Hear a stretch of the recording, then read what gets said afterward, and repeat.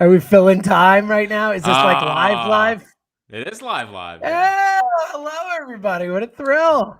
Yeah, just got done on the Yeah, final out. there we Good go. reactions as always. Everyone Oh, I'm calm. sure people are in a great mood. I mean, seemed like a really fun game to react to there. And now we get to do it again.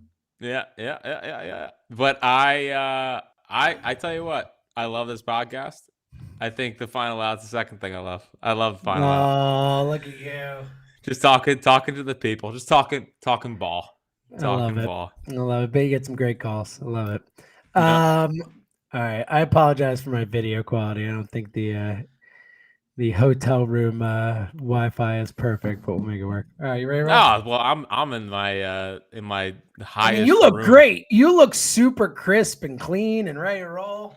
Yep. Well, I'm also in the top of my house, and it's the first time it's been in the 80s. And feeling it. oh, it's hot up here, buddy. It's hot. Yeah. I'm like in a sauna. I'm in a sauna at the top of my house.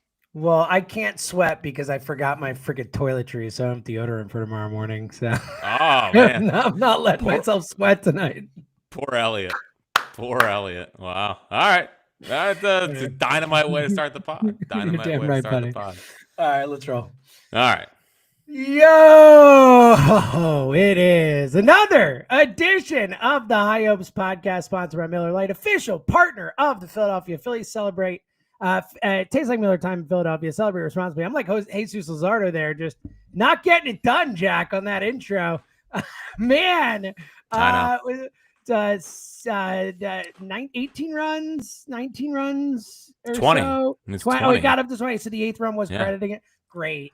20 runs and 2 starts. You gotta love it. How you doing, pal? Good to see you. Dude, I'm so mad about Luzardo. Me too. I was so ready to It's say so annoying. It's so annoying. I hate it. Luzardo was such a win for us. Such a win. All time. And for this nonsense to start happening, I'm starting to think more and more about the last podcast. Maybe you shouldn't have been so happy they got swept by the Brewers. Maybe. Oh, really? Oh, which one of us was happy they got swept by the Brewers? That's what I'm wondering. Which one? Maybe that was a big old swing and a miss. Speaking of swings and misses, I don't know if Luzardo got one today. It was, I mean, he got so squared up. It wasn't even like the first inning happened. It's like, all right, Zeus is back. We're fine. Everything's gonna be okay. That second inning, so I was still driving back. It was just bang, bang, bang, bang, bang. And then I sat down to watch it. My first thought was I thought he was tipping pitches. I refuse to believe that a guy with that kind of stuff can get squared up the way that he got squared up, because they didn't miss, James. I mean, they didn't miss. It was hard contact. It was fastballs were getting destroyed. I thought they were sitting fastball changeup and just working off of that and just spitting on everything that spun. But to me, it looked like a classic either tipping pitches or maybe it's dead arm. He's already surpassed his innings from last year. Great. But at the same time, he was throwing 97. Listen, maybe it's something mechanical. Maybe guys are just picking him up in a different way right now. But it's jarring, dude. I mean, it is jarring. And guess what? If their starting pitching's not great, this team ain't going anywhere. They're not going anywhere. Yeah, there's no question. I mean, look, scored 6 runs in the first inning in Toronto and then proceeded to score 4 more runs the rest of the series. Chris Bassett is Cy Young winner every time he faces the Phillies. Is just great. Love. I know you're a big Chris Bassett guy. He's such a clown. I know. And they just never hit him. And like, to your point, I mean, this team is built on starting pitching. It is the strength of the team. And that's understating it. It's what this team is like. It is the one thing where this team is elite. We know that they're not elite anywhere else. The offense can be really good for stretches of time. I think overall it's a good offense, but we know it's not an elite offense. We know for damn sure it's not an elite bullpen. So, and defensively, far from an elite roster. This is the one aspect of this team that makes them special. And if Zeus isn't on, that's a problem. Now, to your point, I do think I think it's one of, essentially three possible outcomes. One, tipping pitches / a mechanical issue. Two, dead arm, like you said, or three's got an injury. I think it's one of those three things. It is the explanation here.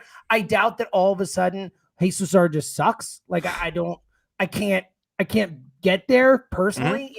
We saw how he looked his first, 8 starts, 9 starts, whatever that was. Like he was great. So, you don't like guys love bad starts. We've seen Zach Wheeler have them. Every good pitcher has bad starts. But the last 2 games have been, to Jack's point, alarming when you see it. And it feels like it's more than just, I didn't have it. Like, it feels like there's something else going on here.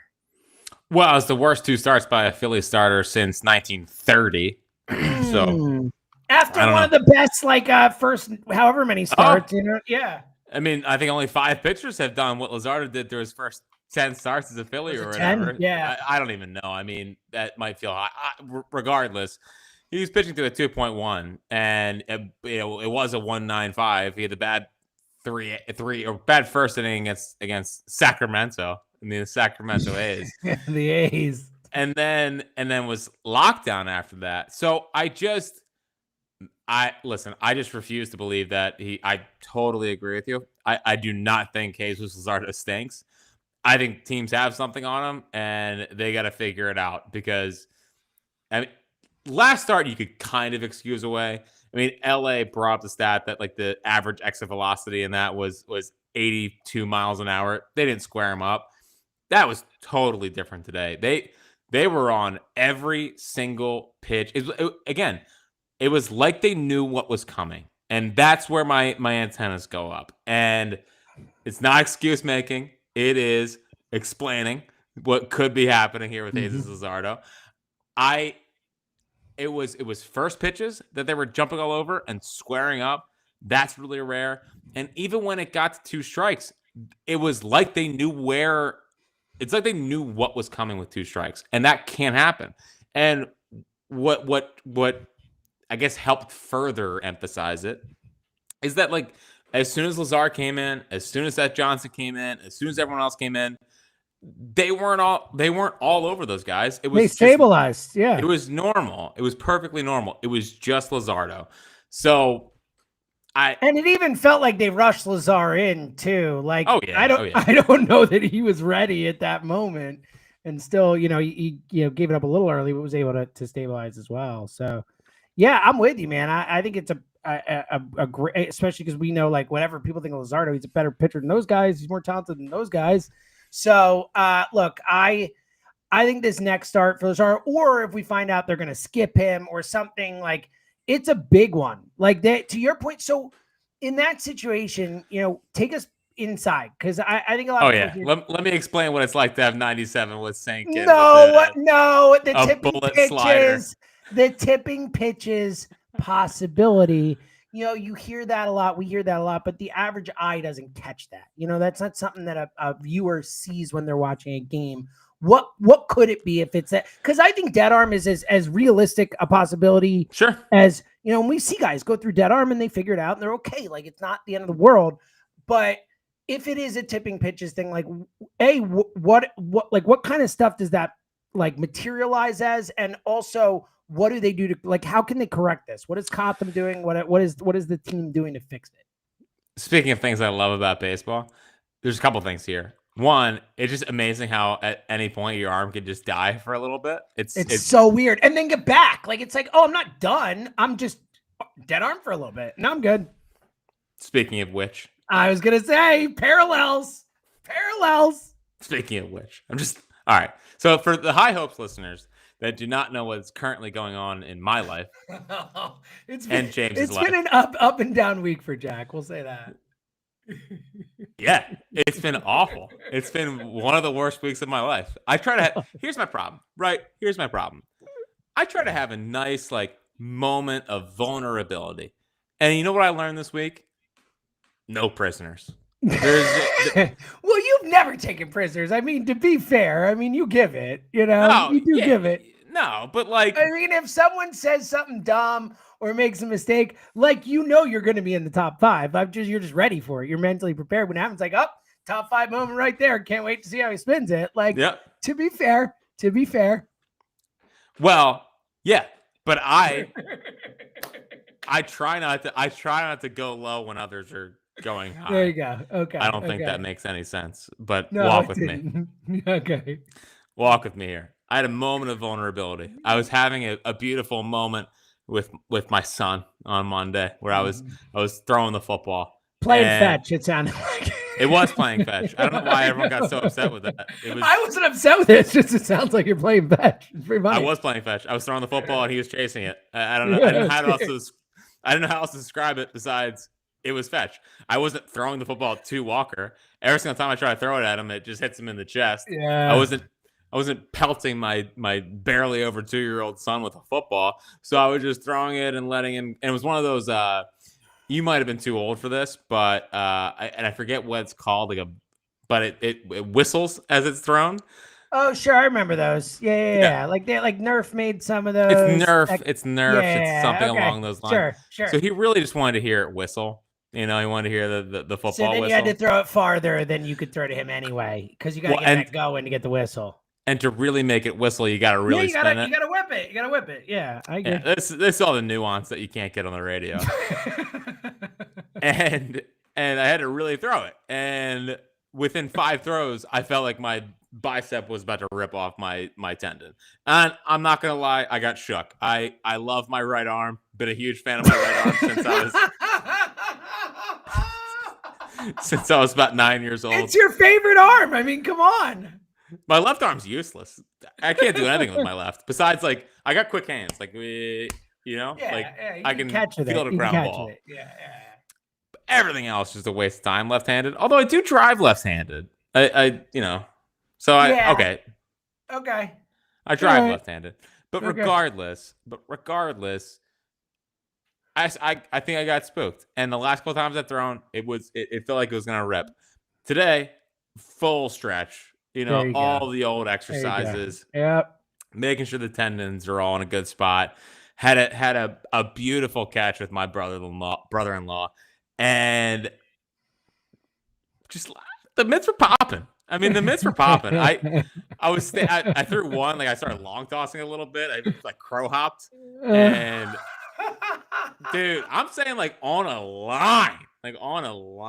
That ball was. No, it was a quick turnaround for you. Quick turnaround. All you had to do was people had to shame you, and you're like, "All right, fine." Dude, I'm not sitting there and getting called soft. I'm not doing it. I don't. A leader of a household. I can't. Yeah, that was a strong line right there. Thank you. It seems like whatever. There's people who don't understand that I'll do this all with a smile. Yeah.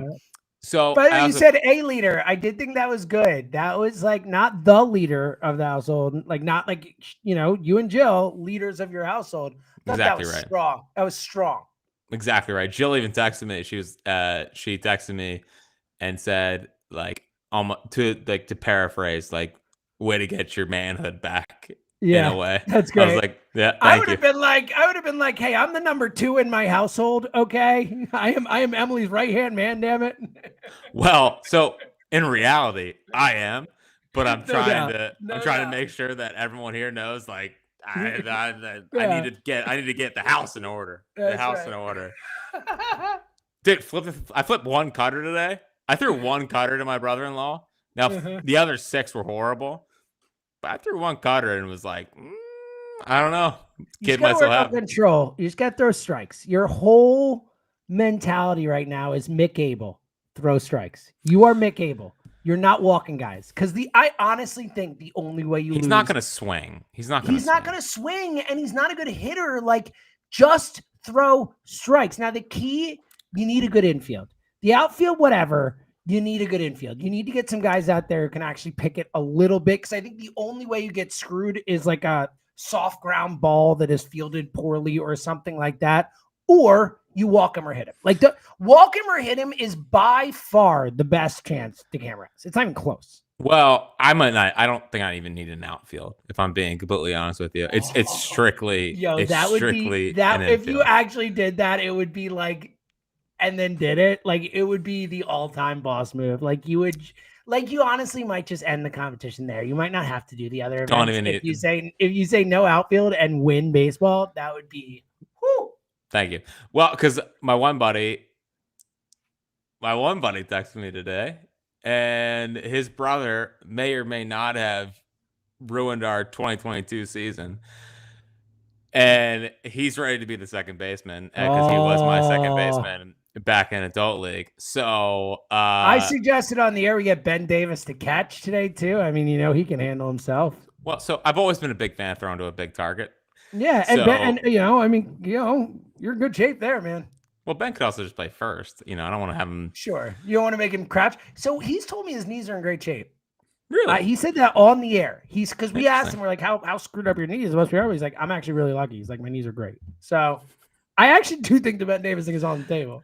And Ben Davis is a big Jack Fritz guy. So as supported you that your win on the air. So good. So I'm looking forward to it. The fastball is popping today, and I don't know how it's going to relate back to Jesus Luzardo. I was just about to say, I think we have now officially spent more time talking about you than Luzardo in terms of the pod, and that's great. But it's a parallel. The point is dead arm. It happens. It happened to Jack. Now he's back. Dead arm can happen. There you go. Way to lock in. That's why you're the leader of this show, right? That's why you're the leader. A leader, Jack. Okay, great. But yeah, dead arm can happen, and but at the same time, he's pumping 97 in there. So, and it's not like the sweeper wasn't sweeping. He threw a couple that were disgusting. And why I think it's tipping pitches is he threw a couple sweepers that were nasty, and they didn't even flinch. They didn't even flinch at him. So, not trying to make excuses. Just kidding. Definitely trying to make excuses because Luzardo, again, I love him. Now, at the same time, might be lowering that contract extension number. And finally, if he pitches like this, I'm just like, the bullpen is 100% on the table for Jesus Luzardo. There was no doubt. If Ranger out pitches him before the playoffs, like Ranger gets to start, Luzardo's stuff plays in the pen, dude.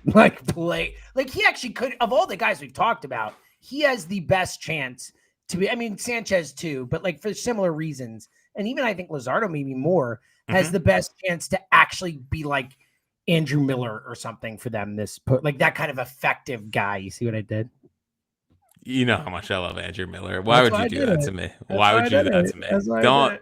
Don't tempt me with a good time. I mean, Andrew Miller is still the baby. He's the baby boy. He is 2016 Andrew Miller.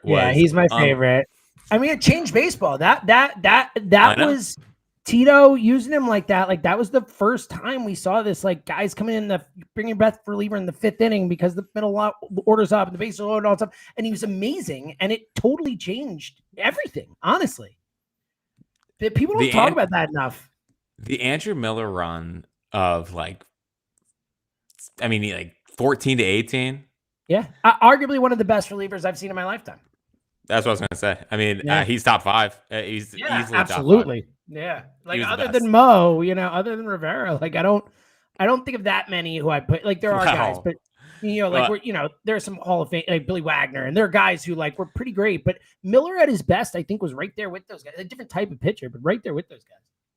Gagne's 03? Was it 03? He had 80 something? Yeah, 80 something in a row, 03, 04, or 02, 03, or whatever it was. I mean, we've seen some dudes. Have you watched the Bonds versus Gagne at bat where Bonds takes them deep recently? Oh yeah. Not recently. No, not anytime. Should I go back? Is it a? Well, no, it's just I know you're not an Instagramsman, but it gets in my algorithm once a month, and I have to just sit there and watch it. I have to sit there and watch. I love Bonds, peak Gagne versus peak Barry Bonds. So he could Luzardo, and again, maybe it's a workload thing, like we mentioned. I think he is at 72 pitches, 72 innings, and last year he threw 66 innings. And we obviously know that he's dealt with a bunch of injury issues in his career. Would be a shame because, again, he was having such a great year, but the reality is what the reality is, and he's been injury prone. So it ultimately could be where he ends up anyway. But again, the problem is that with all these guys going to the bullpen, can you trust them to be able to get up 2 days in a row? Like, are they able to pitch back-to-back days? And that's a huge question mark. So, but I don't want to do that yet. We're not there yet. His next start is massive from the standpoint. I mean, and he's going to be facing the Cubs, who are no slouch when it comes to how good an offense can be. Yeah, it's a huge game. I'm with you, and it's going to be fascinating to see how he looks and see if they've made any adjustments and all that stuff. All right, before we get to Abel, because I was thinking, as you said, I'll see if they're able to pitch days in a row. I wonder if Abel is able. But before we get to Abel, quickly, because I did mention it, and I do think that you sometimes will focus on the pitching because, you know, it is the starts and it's the guy on the hill, and, you know, it's your specialty and all that stuff.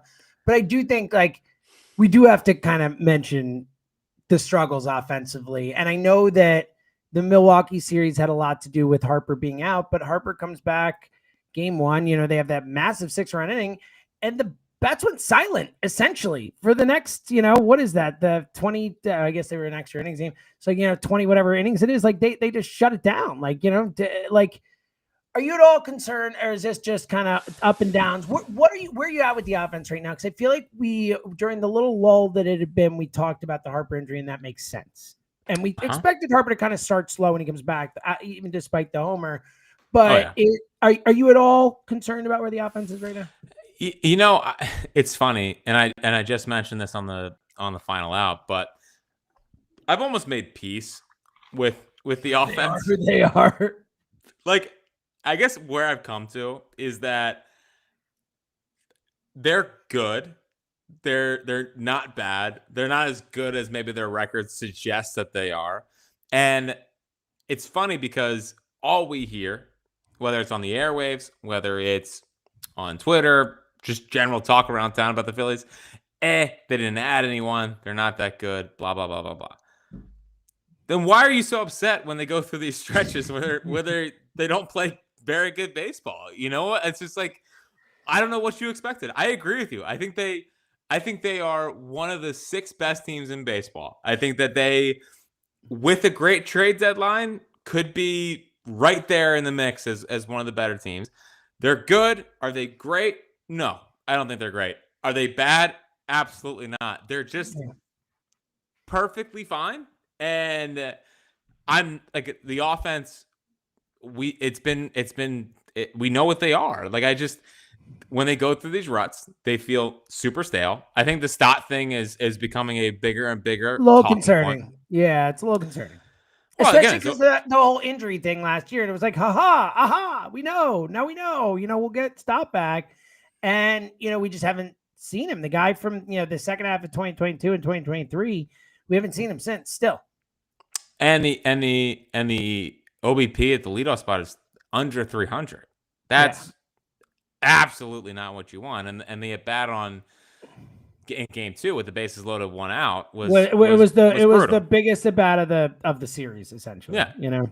Again, if they win that game, you feel fine, and they should have won that game. It was the biggest at bat of the series. Boom, done. They should have won that game. But their problem is that, for my money, they have 3 zeros in the lineup. Bohm's a 0. I don't care what he does. I don't care. I agree. I don't care about the singles. I don't care about the average. For the most part, he'll have spurts, whatever. The guy's a 0. Kepler's a 0. I mean, an absolute 0. He's hitting under 180 since May 1st. I mean, he almost hit 2 home runs today. I know.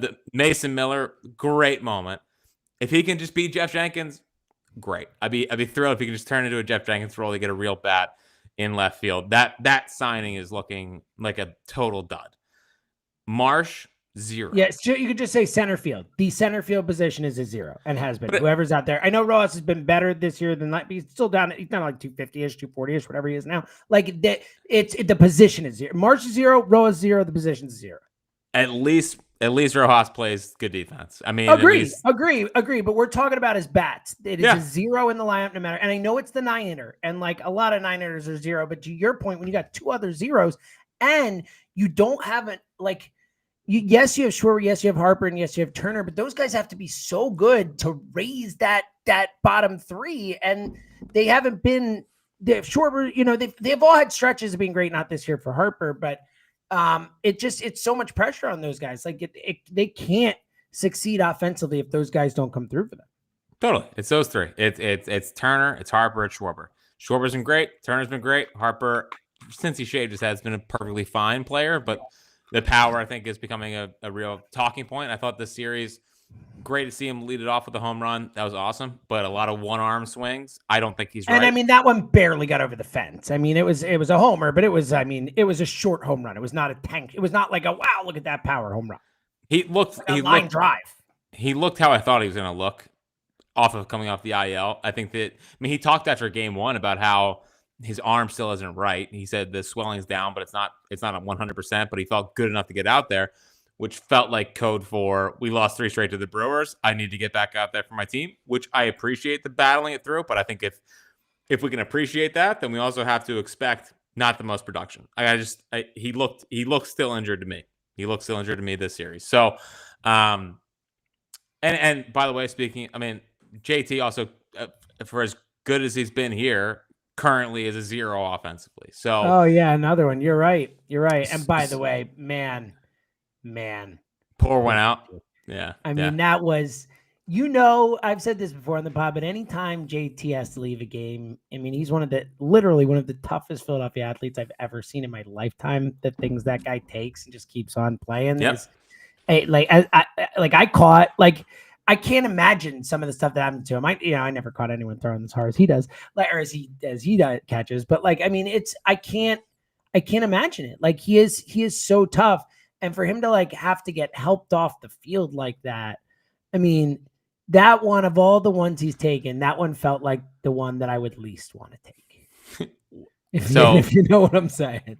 So, quick poll question, and again, you can argue it at 215-592-9494. Yes. Which was worse, Jose Alvarez versus the Blue Jays or JT last night? It's a great question. Honestly, probably Alvarez still. Probably.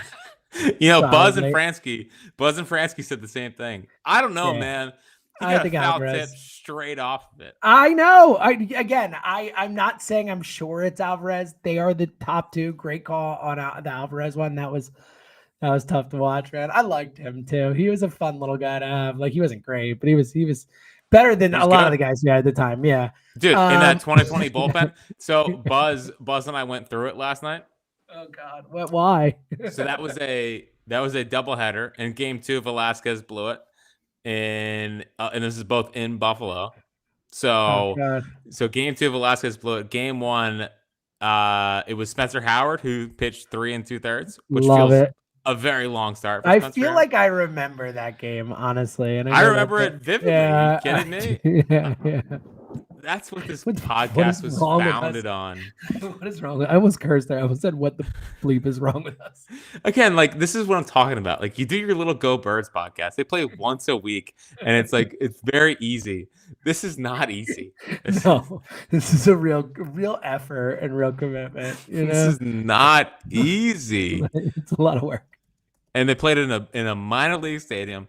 At some point, we have to hit a Blue Jay in the Stones. There's no doubt about it. Yeah. They took JT and they took Jose Alvarez, and there's been no retaliation. I totally forgot Alvarez was against the Blue Jays. I wouldn't have remembered it was that game. That's crazy. It was in Buffalo. Yeah. Wow. It was in Buffalo. And then in 2021, that's when the Segura blow up happened with Girardi in Dunedin, also against the Blue Jays. Honestly, no more Blue Jays. I know they've got this play every team thing. Can we start a petition or something to say Phillies Blue Jays, it's over. They win. You win, Blue Jays. I'm willing to concede. You won it. The Phillies Blue Jays thing, you won. And you buried our souls while doing it. Can we just never see them again, ever? That's honestly how I feel about the friggin' Blue Jays. Pat Gillick, at least we got Pat Gillick from them, though he helped them beat us too. I don't know what else to say. I hate and Roy Halladay. Halladay, yep, and that's it. It's just I hate them. And we did fleece them in the Halladay trade. That's the one true win we had against them. That, they got nothing out of that. So that is, thank you for getting us there. We needed that little win, but I'm just so done with the Blue Jays. All right. Well, hold on. Just for one quick trip down memory lane. Great. Can't wait. Yes. Good. Spencer Howard, 3. By the way, you want to talk about what Fritz would have been talking about if we did? Oh, this is a 7-inning doubleheader. Even worse. Oh, I forgot about those. You want to talk about those? An atrocity to the sport. That was my least favorite thing. Of all the Mickey Mouse type of stuff. And I know we still have the Ghost Runner and all that. The 7-inning doubleheaders was BS. Like, I hated it. Absolute joke. So Spencer Howard somehow 3 2/3, 5 strikeouts, 1 earned run. That feels fake. Yeah, I feel like but it's funny is I remember like when remembering the game, I'm like, I feel like Spencer Howard was pretty good for Spencer Howard. Well, I tell you what, this podcast would have led with Spencer Howard dominating the Blue Jays if that happened. Well, because hold on, if I remember correctly, Aaron Nola has never thrown a complete game as a Philly, and they asked him multiple times, if you throw a 7-inning complete game, will you count it? Oh, I remember that. Yes. And he said no.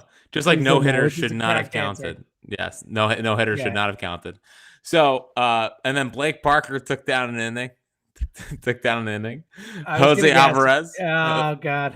Jose Alvarez took one right to the gonads, and he was done. They brought in Tommy Hunter. He missed like a month, Alvarez, or longer, I feel like. It was I don't think he pitched for the Phillies again. He might not have. Like, he was, and that was a bad testicle injury. A really bad one. He got taken off in a stretcher, and then he pitched he got taken off in the stretcher. Yeah. Forgot about that. And then that's the other reason. Just to close the loop. Why Buzz, Fransky, and I are correct. I mean, you would assume at least that one player is wearing a cup while the other wasn't. You know what I mean? Right. Like that. And I know. Look, we've all been hitting the cup before at some point or another. That still freaking hurts. Like, it's horrible. But I'd have to imagine the baseball no cup there. Like, it just has to be worse. Yeah. Oh, yeah. Well, and my worst no cup incident was actually in a football practice. Yeah, I can see that. When I played football for 1 year and hated it, but I landed on a guy's helmet, and that made me enough to not wear. Yeah, I always wore a cup when I played football. I don't know why you weren't wearing a cup. Not a big cup guy. Football's a cup sport, my friend. Not a cup. Well, hold on. Ike said he never wore a cup in the league. Well, that's crazy. I mean, I know that some guys don't for speed and all that, but that to me, I wore a cup always when I caught and when I played football. Should that be the title of the podcast? I wore a cup always. Yeah. I think we got one. I always wore a cup. I want to make this clear. No, so in game 2, in game 2 of that series, Velasquez went 5, allowed 4. Bruz ERA to 7.62 on the year. Brogdon came in, 2 earned. Bruz ERA to 16.88. Oh, man. Neris came in, and then Reggie McClain. Oh, wow. Reggie McClain's a name I probably wouldn't. If I went through and did the whole list of the Ramon Rossos and all the guys that we went through then, like, I would not have remembered Reggie McClain. I remember when you say it. Like, you probably would have. As soon as you said it, I'm like, oh, yeah, Reggie McClain. But I don't think I would have been able to pull Reggie McClain from my brain without you saying it. An absolutely dynamic change-up, Reggie McClain. It should have been him. I'm disappointed. I think he pitched on like all these World Baseball Classic teams, like on the bad teams. So he's still around, Reggie McClain. Did he keep switching nationalities so he can play on different teams? Exactly. You got to do what you got to do, man. Yeah, keep your name in the headlines. Do you think we're fitting? Do you think we're fitting the current tone of the Phillies baseball? Well, again, I was gonna say, like, I mean, we probably talked about the Phillies Blue Jays series for like 5 minutes or so. 30 plus minute pause. Yeah, who cares? I'll ask a question around before it, and then we will get to Mick, and then we can take back and stuff. But I do think the Justin Crawford thing is starting to kind of pick up steam as a talking point more, where the more, and again, the Marsh play on whatever game 2. I mean, look, I never thought Marsh was going to get to it. I do think a better center fielder does get to it. I think if Ross were in, he gets to that ball. but I never expected Marsh to get it. When that ball was in the air, I was like, oh, he's not getting there. And No shot. I honestly thought maybe Kepler will get there. Because I was like, I didn't think either had a shot. So, but I do think with the, Marsh and Rojas obviously being zeros at the plate, and when Marsh does play center and struggles, I do think you start to hear the name Justin Crawford brought up more and more, especially as he continues to hit in AAA. And I saw an interesting point. I think it was from the Good Fight on Twitter. I can't remember. I apologize to whoever it was. But the idea of also the concept of, if Justin Crawford is going to be something for you in the playoffs, right? Like getting a look at him before the trade deadline is an interesting thought to know how badly you have to trade for a center fielder, so at the major league level. So I do think there's a lot of levels to this where, look, and the flip side is he's 21 years old. Jody Mack, shout out, baseball legend, our guy Jody Mack, baseball talking about baseball many years. And his dad was general manager of a Major League Baseball team. So, I mean, yeah. Sure. But look, we know more about baseball. But, I love Jody. I'm giving Jody a shout out. And his daughter, Maddie, a fan of I Hope. Shout out to Maddie. Love Maddie. Maddie's awesome. The only reason for my reaction is I a little sharp tongue this morning. That's my only. Yeah. Maddie McDonald, fantastic. Jody McDonald. Fantastic. A lot of work to do. But he brought up a good point that, we know how young that is, but there are only 4 players in the league who are 21 years old or younger. 4 in all of baseball. So at least started the season. Yeah, it was Jackson Chourio, Jackson Merrill, Jackson Holiday, and Junior I know, which is really funny, and Junior Campanaro, which was annoying because Joe was like, "Can I guess?" And he's like, "Smith." Jackson. And then it was like, oh, I got it right because I said Jackson. It was like, no, dude. The first name's Jackson. That doesn't count. Well, one member of this podcast has both Jackson Holiday and Jackson Chourio in one league. And then in my other big league, I have Jackson Merrill. Jackson Merrill, for me, is the most underrated player in baseball. Like Jackson Merrill he's phenomenal. Phenomenal. Good. And it ain't even close. Yeah, and he's, again, as young as he is. The crazy thing is if we had talked about 21-year-olds last year, Bobby Witt would have been one of them. So, Bobby Witt, pretty special. Bobby Witt, I in a totally joking, and I hate Bobby Witt. I traded Bobby Witt for Zach Wheeler and then did not keep Zach Wheeler 2 seasons ago. So Bobby Witt won me back-to-back fantasy championships. I love that man. I love him. By the way, for someone who's quitting on fantasy, it seems like you're slowly making a run in the WIP league. Well, the funny thing is that I'm not even trying. Like my team has a winning record. I forget to set my lineup. I had like a week where I had an IL guy. I'm sorry. Bobby Witt was 21. He's turned 24 now. So he's a little older. So yeah. Good job. Way to go. Bad job on me. It's a bad job. But he was 21. He was good at 21 in the majors. Of course he was. He's Bobby Witt Jr. I mean, it's a bad job on me. For some reason, dude, can I just tell you, as I'm getting older in here, I'm really like putting years together, and years are flying by, and I'm not like tracking it as well. Like I'll just like be bad at tracking ages and stuff other than my own. You know what I mean? Well, it's like Julio Rodriguez. He's been in my life for. That's the point. Like I feel like these guys are children now, and they're not anymore. Well, Julio is 23. Julio's wow. That's crazy.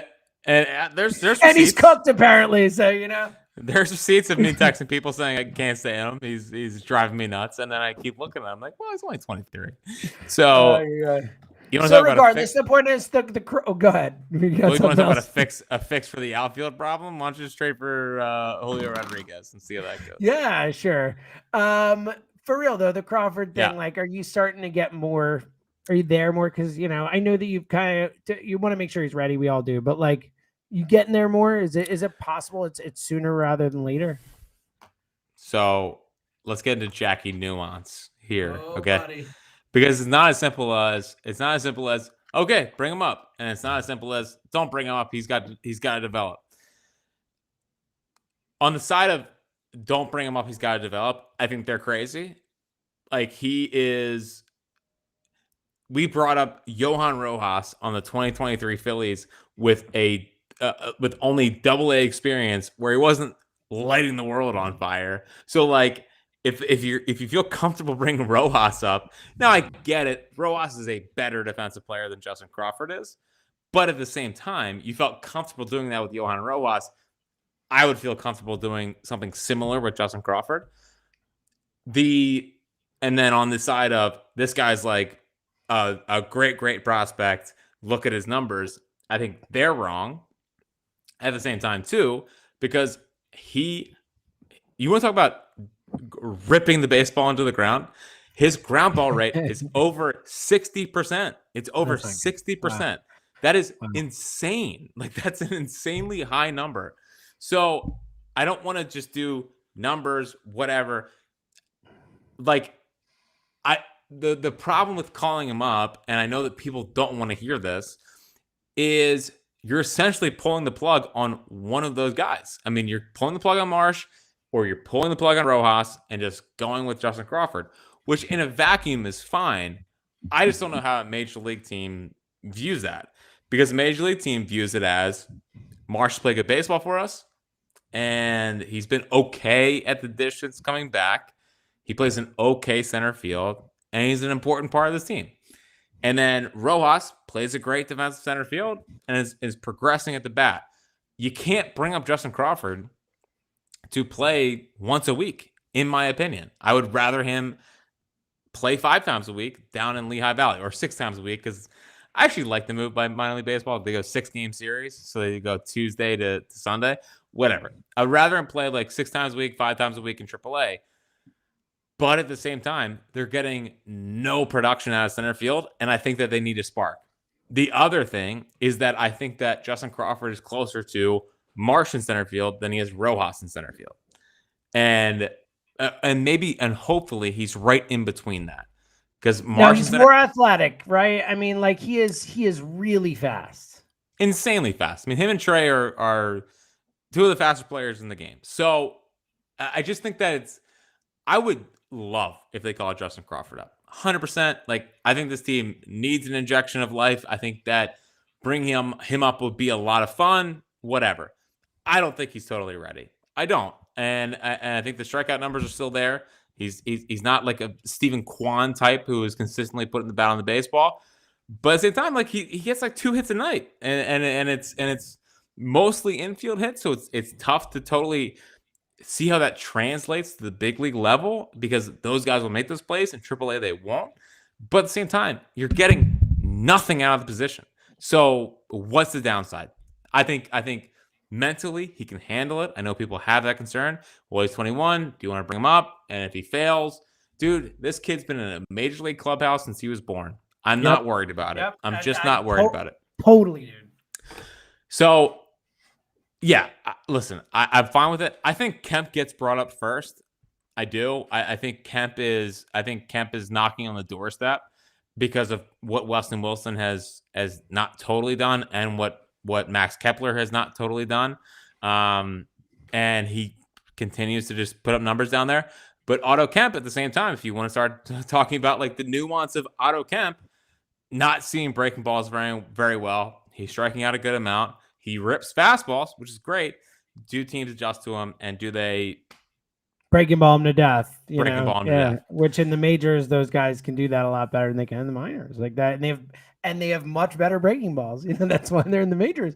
I think you made a great point about, like, Rhea has a great line for it where she calls it the family business with these guys who are like, athletes of athletes, kids, and so on and so forth.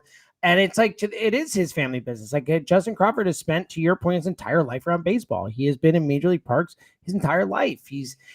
I think that's something, we've talked about this in so many other sports, like Steph Curry and all these guys where, when you're a kid and you're shooting on a hoop in an arena, when the player warming up and you're hanging out and doing that stuff, like, that doesn't feel as big to you when you're an adult, because you've been there, you felt it, you've been through it. When you're in a dugout as a kid, like, it just doesn't feel as big. So I'm really with you, and he understands what it takes to be a professional. His dad, he saw it, and his dad is there to help him and all that stuff. He has so many resources for that. So, like, I feel great about the mental part of it with him.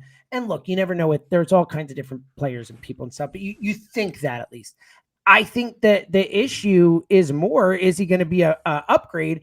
And I just don't see how I don't see how he could be worse, man. Like I'm at the point where I know. at the very beginning, before you said how the organization views March and Rojas and would they want to give up on one of them, you're like, people aren't going to want to hear this. And I'm thinking, as you're saying, like, you're right. Like, I don't want to hear this. Like, I don't care. I Like, know. I don't, you know what I mean? Like, and I know it wasn't you saying it. You were talking how the organization feels. And I'm like, I don't care. Like, I've seen enough of Brandon Marsh to know that he is not a starting player on a great team. Like, I've seen it. I know, like, maybe as a left fielder and you're 9-hitter, okay. Like, okay. Like, if you have a really good lineup, that's fine. You know, but he can't be the starting center fielder for this team in the playoffs. Like, he's not close to a good enough hitter and not a good enough fielder. Like, he's just not there. And at least with Justin Crawford, there's hope. There's upside. This guy was a better prospect. And I know Marsh was a good prospect once upon a time. You know, I know he was, but he was never as good a prospect as Crawford. He was never as highly rated as Crawford. He wasn't as high a draft pick as Crawford. Like, Crawford is more pedigreed. And on top of that, like, he's been better in the minors. Like, I think that, Yep. I know 21's young, but I just think at this point, like, this Yeah, team but needs he's a spark not. and they need something. And why not? And he's so fast. Like, the speed will play. He will get, even if he doesn't get all the infield hits, he will get infield hits. He will be something that teams have to account for in the base paths in a way that they don't with Marsh. Like, not that Marsh is slow, but he's not Justin Crawford. Like, I think that I just, at this point, unless they're going to trade for a center fielder, which I'm fine with that too. I don't think that's a super easy thing to accomplish. Like, unless they're going to trade for a center fielder. And by the way, bring up Otto Kemp now. I'm fine with that. Weston Wilson ain't it. And like Kepler is, to your point, and you know, I like Kepler to a degree as a flyer, but like he hasn't been good enough. There's no question about it. And I don't know why he's just the everyday left fielder. So I think they have to make some changes here. Like, they can't just keep kind of, because to your point, they are good. They're a good team. They're not a bad team, but they are absolutely not great. And they're not even like sniffing great right now. The only way they can become great is if they make changes, because a lot of these, like, I don't think JT is going to become a better hitter all of a sudden, or a massively better hitter all of a sudden. You know, and there are positions that they can make changes at: left field, center field. Like, those are things you can do something about and try and shake this up. Do it. Well, and look what Mick Abel's done. I mean, Mick Abel, he has not shown this level of command of his fastball in minor league baseball. He just hasn't, and which is shocking. I mean, but that's also something with Crawford. You can look at and be like, maybe, you know, sometimes guys do come up and do it at the major league level, you know? And I really don't care about his age. I really don't. He doesn't carry himself like a 21-year-old. He is incredibly mature for his age. He has a big league feel to him. My one thing when you were saying all that and just trying to read their minds a little bit is, are they more interested in, hey, this kid's hitting 340 down AAA? What, to trade him, are you talking about? You sure you don't want to make him the focal point of one of these trade things? No, it's interesting. And then it gets brought up, and maybe it gets exposed, and then you run the risk of, well, that's a great point.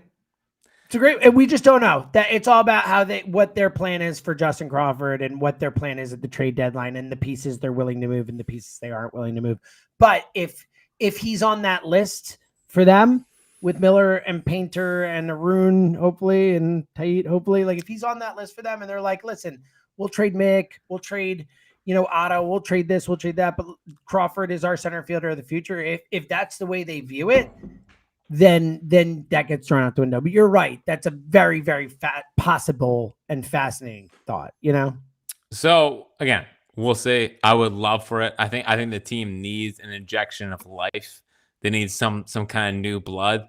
That's why Mick Abel's been so fun the last two starts.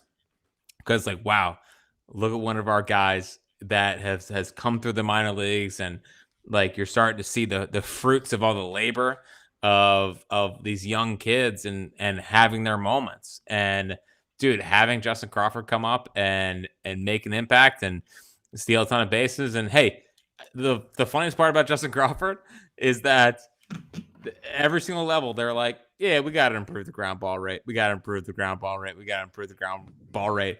And then he's hitting like 330 every single level, So maybe it's just who he is. Maybe it's who he is. And then maybe 330. Again, he's one of the fastest players in baseball. If there was No. anyone who is going to be able to succeed with a high ground ball rate, you would guess it'd be the fastest players in the sport, right? I mean, logically. Sure. So listen, I would be all in. It'd be a lot of fun. It still feels a little early, unfortunately. But I think Otto, and I keep saying Otto because I don't care, but it feels like Kemp is closer to a real call-up situation. Again, I think Dave Dombrowski being down in Charlotte is not nothing. And I know that these guys go on tours to see the minor league teams. The fact that he was able to travel to Charlotte to go and watch that team is not nothing. He wasn't in Norfolk, and they were in Virginia. So he's trying to get his eyes on someone, and obviously Painter through the other night. So maybe it's one of those two, or maybe it's just Painter. Or maybe he was meeting with Tony La Russa for he did. He did. Don't Tony La Russa, we're done. All right. Let's just throw anything else you got on Mick, but you can do the take bag with it. Take bag / if you got any more on Mick, but we didn't dive deep on Mick, but it's awesome. It's awesome to see what he's doing again. It's only 2 starts, but you do like to see it against, not a juggernaut, but Toronto, a vastly better lineup than Pittsburgh. Exactly. Yeah.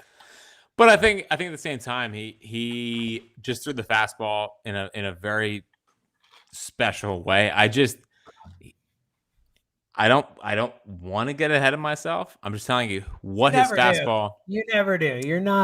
You're known for, not getting ahead of yourself and not making bold proclamations about Whoa, guys.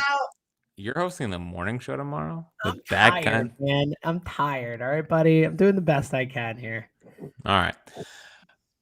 But the way he was able to use his fastball and have the secondaries not look as great as they did against the Pirates, it was very Wheeler-esque. Now it's not Wheeler. It's like mini Wheeler. It's like Wheeler light. But the fastball is a really, really good pitch. And the fact that he's able to throw it up and in and then bring it down, add some sink to it, I just think that pitch is a dynamite pitch for him. Every other secondary didn't look great, to be honest with you. But the fact that he was able to keep them pretty off balance up until, the 6th inning. And the 6th inning, I mean, the guy pitched on 4 days rest. I mean, you're asking a 23-year-old to do that. That's not easy. So, it's not. Not easy. I was gonna say, is there another word you could have said after the not smart? But it's malpractice. But whatever. What are we doing? But okay, sure. Yeah. Regardless, I know. Marsh probably should have caught that baseball. Pitcher's pitch. Yeah. Marsh should have caught the baseball. I'd never expect him to, but he should have got a better jump on the ball. That ball hung up there too a bit. It felt like he had he should have been closer to it though. I know he got to it kind of, but I didn't expect him to catch it, but I agree. I think Rojas absolutely catches it, Yeah. Kirkering was great though. I mean, Kirkering yet again. That was a big spot too, and a really nice job. Huge spot. And those 3, I mean, Strom had a nice bounce back spot. Those 3, I think you still feel pretty good about. I'm not losing a ton of faith in Romano because I think that the stuff still looks fine. It's just how are they getting to 27 outs tomorrow? Can you explain to me how they're getting to 27 outs tomorrow? Lazar threw 1 2/3. Seth Johnson threw 2 innings. Now Taiwan took down 1. Do you feel okay with him coming back in back-to-back days? Well, that's what's. I mean, Taiwan will pitch tomorrow, I think, at some point. But then he pitched today. I know it's a great point, but that's what he's got to learn to do, right? If he's going to be a reliever, he has to learn to be able to pitch on back-to-back days, and it seems like a good opportunity for it. But yeah, I mean, it's when I didn't realize it because I hadn't looked at the schedule, and I was listening to Fransky and Stocker on my long trip down, especially with the way the game went. And I didn't realize it was a bullpen game tomorrow as they're talking about Luzardo. And I'm like, dude, like, and at the same time, you're sitting there being like, all right, well, take Luzardo out. We're not doing this again. Like, don't make him die on the vine and give up, 40 runs in 2 starts. But at the same time, it's like, man, tomorrow could be a bloodbath. All we have to do is this. To go to Pittsburgh. And now, I mean, JV lineup, minor league lineup, which is great. That's a help. I don't care. We're desperate. This is an old prank from the PSAC days. Oh, yeah. Where you go to the field the night before and you turn the hose on and you just water the entire field to where they can't play. Get a rain out. I love this. This is like Bad News Bears movie type stuff, You want to know how sad that we've gotten to? Yeah. I'm begging for a rain out against the Pirates. Respond insane and pray for rain tomorrow, buddy. Yeah, we're begging for a rain out against the Pirates tomorrow. Morgenstein made it seem like it was about to be a hurricane in Pittsburgh. I looked; it was 30% at 4:00. Oh, Morgenstein! Come on, Justin. Unbelievable stuff from Justin Morgenstein. Yes, man. It ain't even gonna rain. It's barely gonna rain, but we're praying for rain. If we can go out, I'll spit on the field. I don't care. Whatever it takes. Maybe the lineup will show up and put up at the 13 spot. Back up their pitchers. Well, Bailey Falter's had a good year. Hold on. Hold on. Don't let all the old Fritz guys. Deep release. I love that. I'm all in. I remember how in I was. The latest that it left the hand in all of baseball, I believe, like the closest to the batter. Tell me that's not harder to hit. It's closer to them. Come on. It's the fourth longest extension in the league is Bailey Falter. I feel like he was first when he was a Philly, though, right? For a moment there, was he number one? I think so, but at this point, they've learned there are other Bailey Falters out there now. Yep. So Bailey Falter tomorrow feels like 7 shutty, but whatever. We're praying for rain. Our official statement is we're dying for a rain out. We're dying for a rain out in Pittsburgh against one of the worst teams in baseball. But yeah, so but Mick Abel was great. I thought the fastball command was great. Everything else was kind of shaky. Chris Sanchez, I thought that he has been fighting himself this entire year. Even though he went 6 innings, it hasn't been the same. He walked 4. The command needs to get better. I have faith that the command will get better because I think that Gotham and crew will do that. Kirkering had a good week. Strom had a good week. That's my overall thought. Seth Johnson was interesting today, whether or not you want to admit it. He did allow a run because they all did. And in a different situation, probably a different story. But I think at the same time, 97 plays. 97 and 99 plays. So I'm not Seth Johnson up, but there was some interesting stuff from Seth Johnson. All right. Do I have anything else in the take bag? Oh, dude, you know what? All right, last thing. Yeah, sure. Just to make sure that we get this to an hour. Look, we're here. So whenever I say before a pod, like, oh, we don't have to go an hour or anything, we always go an hour. It's like the ultimate lock that we will actually go. I was like, oh, I don't really have anything to say. I don't know if I actually did say anything. Like, there's a lot. If there's any real value to anything I said, but we did it. So, what made today worse is we couldn't even laugh about the Braves. We couldn't even laugh at what the Braves are currently going through. I know. I saw you quote tweeting some Brave stuff and getting into it, feeling it for a moment. And well, hold on. Did you even see the game today, or do you have no idea what I'm talking about? No, I saw on Twitter. What was going on. Yeah. So I didn't see what actually happened with the Braves. I just saw the Braves fans complaining. So what happened? Oh, dude, they were up 10-4 in the 9th and blew it. No way. Yeah. I'm in AC. I was driving down the whole thing. That's amazing. Dude, Scott blew it. Scott blew it, allowed 5 runs in the 9th. Blew it? Oh, God, that's the best thing ever. I'm so happy that happened. Blew it. And then Iglesias allowed 3. We can't even totally laugh about the Braves. Yeah, no, we can't. She just got walloped, Yeah. I mean, they lost by less runs than we did, if we want to be real about it. But they blew a 6-run lead in the 9th, so which is really worse. Oh, I would much rather lose the way we lost. like Just a normal loss. Yeah, I was over. Like I didn't stress about the game at all. Like by the time it was 7-0 or whatever, I was like, we're good. We're cool. Yep. So that's all I got. All right. So 2 or 3. I hate to say I it. don't know, man. How about this? 2 or 2. And they won't reschedule. They'll do a doubleheader. All right, so 3 or 3. You think? I mean, a doubleheader doesn't help that much either. I mean, Not at all. Actually hurts. So you're doing triple header on Sunday. Has that happened?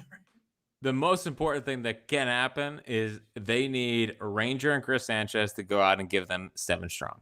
Yeah, big time. It's as simple as that, because the bullpen is in a dicey situation. If you had to bet on one of the two going 7, who'd you bet on? Suarez. I would too. That's what I was thinking. Suarez. Yeah. Bullpen game should be interesting. All right. Might need to crack some Miller Lights. Might need to crack some Miller Lights before. Oh my God, a buddy! Bullpen game on a Friday night in Pittsburgh. You kidding me? Oh, buddy. All right. We'll be back after the weekend series, unless if it's horrible. No, we'll be here. Shut up. We'll be here. Okay. We'll be here. We'll talk to you on Sunday. All right. Either way, Sunday or Monday. Probably Sunday. I'm around Sunday. All right, we'll figure it out. Thank God. What will we do? What will we do if we're running around on Sunday? I said it's a miracle. All right, I'm just making sure we get to an hour because we did a little filling time before, and I know you wanted to get to the hour mark. That's important to you. So I'm hungry though. I'm filibuster. I'm going to bed, buddy. I can't wait. All right. Don't give me that. You are tired. You have 2 kids. You're not allowed to do this anymore. You know that being tired sucks, and it's a thing. And I've had enough of it. Thank you. Official statement on being tired. So last night I went to bed at around 12. I was up at 5:45. The key is you gotta take magnesium before sleep. And I'll send you my magnesium pills. I guarantee it. You'll wake up feeling like a different man. I'm 100%. I'm tired. Will not mask that. But I'm doing it. There are things out there for you. Yeah, magnesium before sleep. So you woke up almost 3 hours after I do. So it's fine. I went to bed 3 hours after you did. I know, but there's something about we don't need to get into it. I love you, pal. All right, we will talk to you guys after the